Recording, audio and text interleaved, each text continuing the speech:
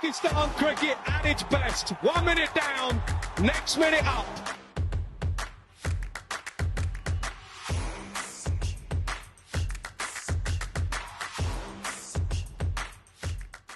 Hi folks, thanks very much everybody for joining me once again. Sad Sadiq here bringing you another exclusive interview. I'm delighted to be joined by a friend of PakPassion, somebody who's been associated with the website for many years.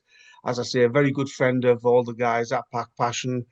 He's the fountain of knowledge. I describe him as as regards to West Indies cricket, commentator, journalist, cricket writer, and he's an absolute pleasure to listen to, whether it's in these videos, in these interviews, or whether he's doing commentary. Very warm welcome once again to Fazeer Mohamed. Fazeer, assalamu alaikum. Hope you well. Wa alaikum salam, alhamdulillah. Hope all well with you and, of course, our viewers and listeners, wherever they may be. Fazeer, let's start with a positive regarding West Indies cricket. I know the last time we spoke, they were on the verge of playing against Pakistan in two white ball series. Pakistan obviously won the T20I series, but a good 2-1 series win over Pakistan out in Florida in the 50-over format for West Indies.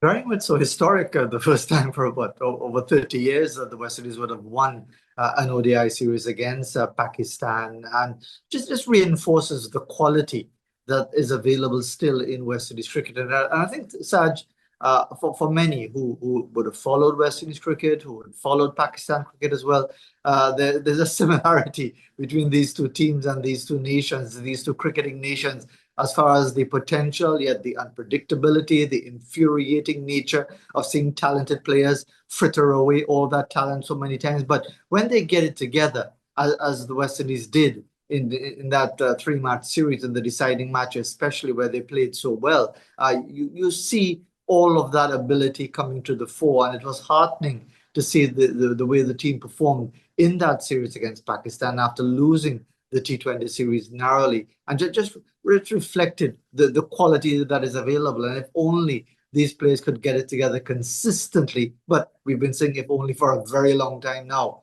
in West Indies cricket. And very much like Pakistan cricket, West Indies cricket takes 1 step forward and 2 steps back, both on and off the field. As you said, there's a similarity there. You beat Pakistan in the ODI series and then come up against Nepal, who, with all due respect, West Indies should be beating comfortably in any format. And West Indies lose 2-1, which, if somebody had said to me was possible, I would have laughed at them and said, no, it's not possible. Well, Saj, I think you would have heard almost the exact opposite from those in the Caribbean who would have watched West Indies cricket. They would have said that Nepal would have looked at West Indies as ripe for the picking. And so it proved, because yes, it might be a shock to many because you're thinking of an established test-playing nation, a full member, losing to an emerging nation. But that almost sums up how the West Indies have been playing over the last 3 decades or so, because Scotland is an associate member and the West Indies have lost regularly to them. Scotland knocked the West Indies out of the qualification for the 2023 World Cup. The Netherlands, the West Indies famously couldn't defend 374 in Zimbabwe in a World Cup qualifier. All of these emerging nations, sadly, from a West Indies point of view, look to the West Indies as a team, as a stepping stone towards their greater acceptance in the game. And all credit to Nepal, the way they played the game. Yes, the fact that the West Indies were poor, didn't really apply themselves properly. The batting was poor. In the field, they let themselves down. But that's not Nepal's fault. And even though there might have been a measure of consolation in that comprehensive 10-wicket victory in the 3rd and final match, the series was already lost. And this idea of the West Indies playing for pride and showing what is possible, for many West Indies fans, they've heard it too many times, that, the West Indies are playing for pride, avoiding a whitewash, whether it's Nepal or even a formidable test-playing nation. These things keep happening. The West Indies keep getting embarrassed. We've got the T20 World Cup not too far away. Many are saying, well, so-and-so big player is going to come back and strengthen the team. But we've already talked about how the West Indies would have performed in previous T20 World Cups. So, yeah, credit. I give all credit to Nepal because they were up for it. They were keen. They were full of energy, full of enthusiasm. And the West Indies, even though they were missing so many of their first choice players, that really doesn't excuse the way they perform. I guess the worrying thing, though, Fazeer, is that for many years, the T20I format has almost been like an escape for West Indies cricket, where they've done well, where they've produced great players, players who played in a lot of franchises all around the world. And now, even in that format, their form is suffering. And I think that's the thing that's probably the most worrying, Saj, because you look at it, the West Indies were the kings of Test cricket, unbeaten in Test series for 15 years. Before that, they had great eras of the 60s and the 50s, and so some of our great players of those eras, of 3W, Sakari Sobers, and so on. And when that era from 1980 to 1995 came to an end, you thought, well, okay, it wouldn't be so bad. But look at it now. The West Indies are on the verge of an innings defeat inside 3 days to India in their first visit to India for quite some time. And more than likely, they're going to lose heavily in the second Test match as well to reinforce our lowly status in the Test game. You look at the one-day game, the West Indies were the champions in the first two World Cups, famously missed out on a hat-trick of titles when they lost to India in 1983 in the final. And look what has happened since in the one-day game. The West Indies have gradually declined to the point where they haven't been able to even qualify for the last 50-over World Cup. And the same pattern has followed in the T20 game, where you're absolutely right, Sarge. The feeling was, this is the West Indies style. This is the format.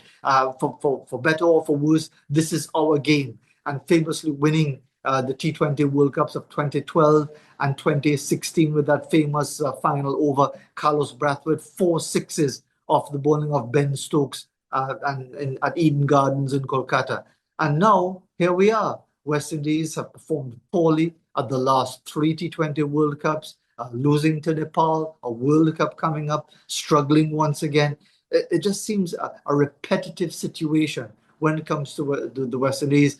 Maybe we'll have to wait and see if T10 becomes an international format with the West Indies winning the first couple of titles and then sliding away again.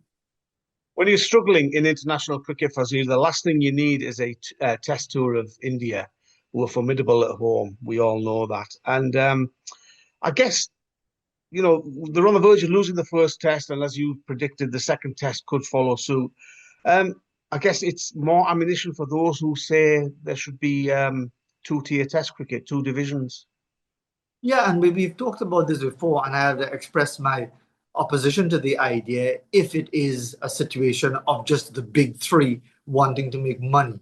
But if it is, and let's be realistic about it, the international calendar is so packed now that really it's almost unsustainable to have a test match format of 12 nations with everyone playing everyone. And that's why we have such an unbalanced international schedule, where the West Indies will only play 2 test matches. South Africa, who are the world test champions, will only be playing 2 test matches in India in a few weeks' time, when it probably should be a 5-test series, but that's reserved just for the big 3 of Australia, England, and India. And therefore, that's why there's this clamor for 2 divisions. And if it's going to be properly structured, if it's going to be properly formatted and properly funded by the ICC, then it's probably inevitable, because you can't really argue for the West Indies anymore. Because yes, we can talk about the great legacy.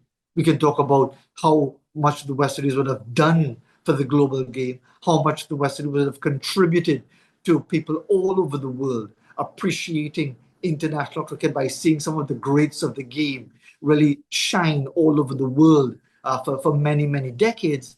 But the reality now is that the West Indies are a second division nation as far as test match cricket. And therefore, if it were to come to pass that there be 2 divisions, you can't really argue too much around the fact that the West Indies right now are a second division nation. But as I said, if it's a properly structured format that really give the West Indies players an opportunity to be consistently competitive once again, and who knows, make it back up into the top tier.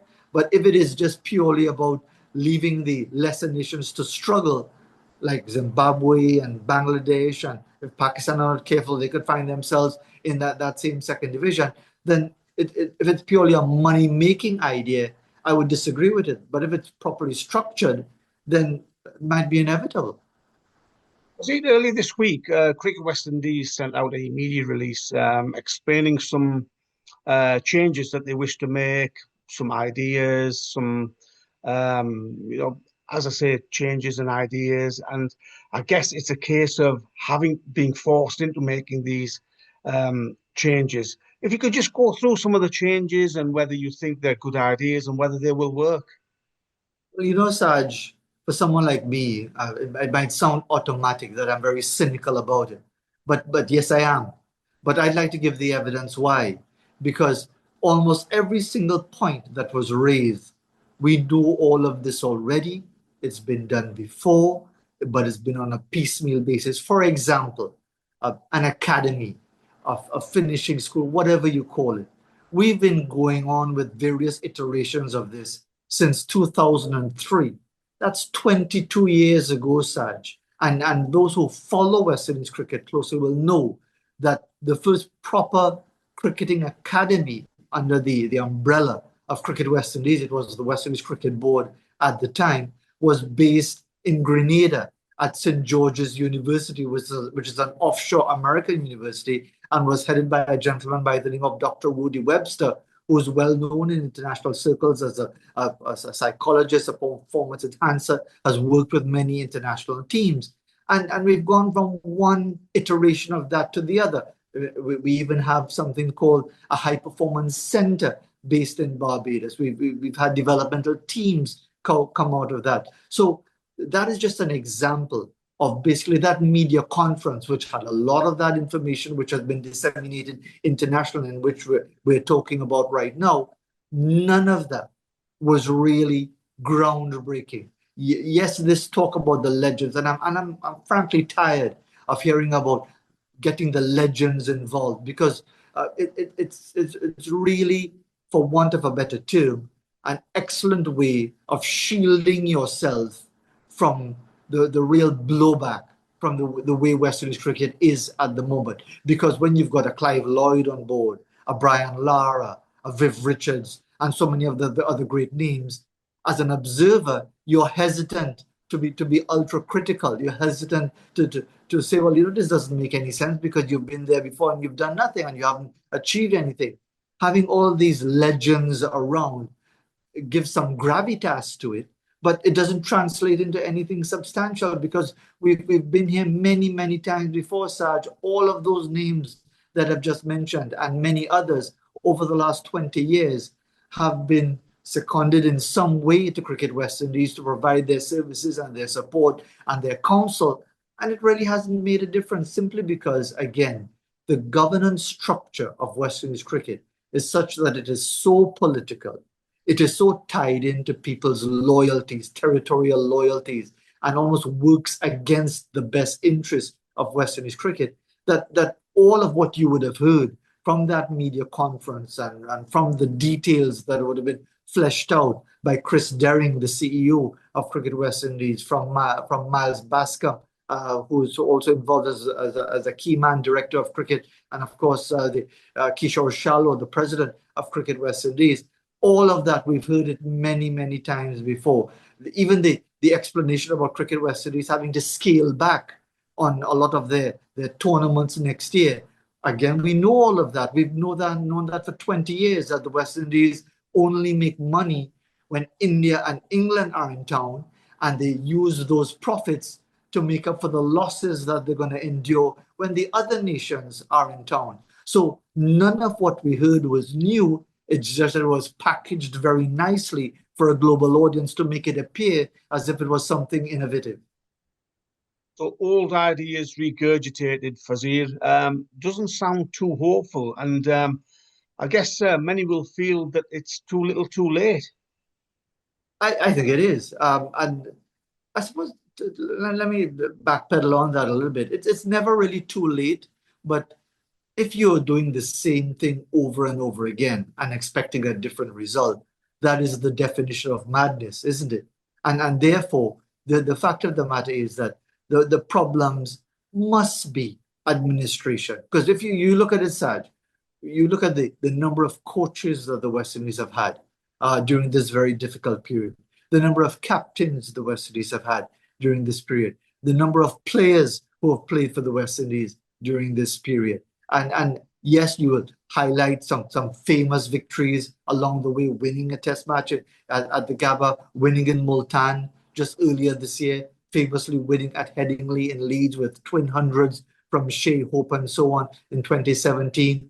But those are almost isolated incidents, which are isolated occasions, which are designed to almost remind us of why we're doing so poorly as far as the state of West Indies cricket, that the talent is there, but we can't do it consistently. And it all comes back to an administrative setup that has been proven with successive studies such, and I'm sure I would have mentioned this in our discourses over the years, that time and time again, different independent studies, going back to, I think, 2004, some 5 different studies costing quite a bit of money have identified the structure of Cricket West Indies as the major flaw to the organization being effective, being flexible, being responsive to the modern needs of the game. But yet it continues. Cricket West Indies will say, well, we've implemented 90% of so-and-so recommendations. The key point is that the 10% that they haven't implemented and refused to implement is about the governance structure, where basically it's about the territorial representatives turning up at a meeting and being so preoccupied with their narrow self-interest, with their own survival, that they miss the bigger picture of the welfare of West Indies cricket. I'm sure many of your viewers would be bewildered to hear me say something like that, that people seem to miss the picture, the big picture. But that's the reality. And I hope I don't offend our Pakistan viewers by saying that the only consolation is that when we look at what is happening with Pakistan, with all the talent that they have available, it makes us feel that we are not alone in the cricketing world.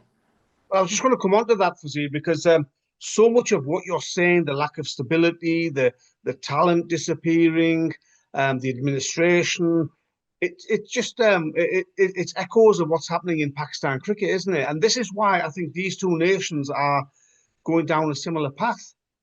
Yeah, and it's almost like a race to the bottom between the West Indies and Pakistan, as if we're trying out jostling each other to go down the same drain pipe. And you know, but you just see how the decisions are being made, and you know, the whole. I understand the politics, and I don't want to get into that about the ideological conflict with India and what happened, for example, in the finale to the Asia Cup, and who's not going to hand over the trophy, and who's going to pretend they're holding the trophy, and all that sort of nonsense. But you now have a situation where NOCs are not being granted to Pakistan players.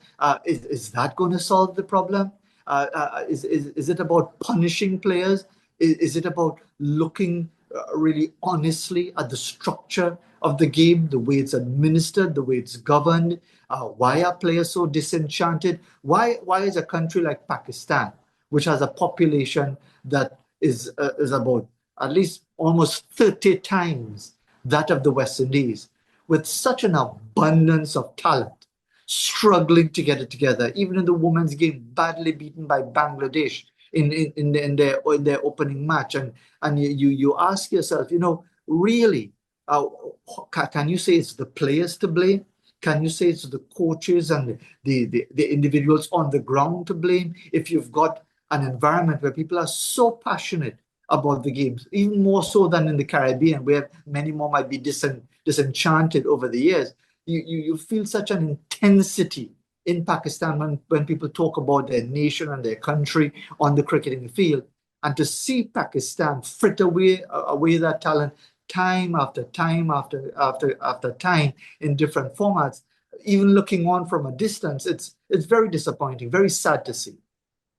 Well, Fazeer, always a pleasure hearing your views. And sadly, these days, for both of us, it's a lot of doom and gloom. But hopefully both countries, well, you know, both cricketing, both West Indies and Pakistan can turn a corner. At the moment, that corner, I can't quite see it yet, but let's hope. Fingers crossed. Indeed. Well, if nothing else, maybe we could both get a collective sponsor for headache tablets, because I'm sure we're providing many headaches for our fans, both in the West Indies and Pakistan. Absolutely right, Fazeer. Thanks very much. Take care.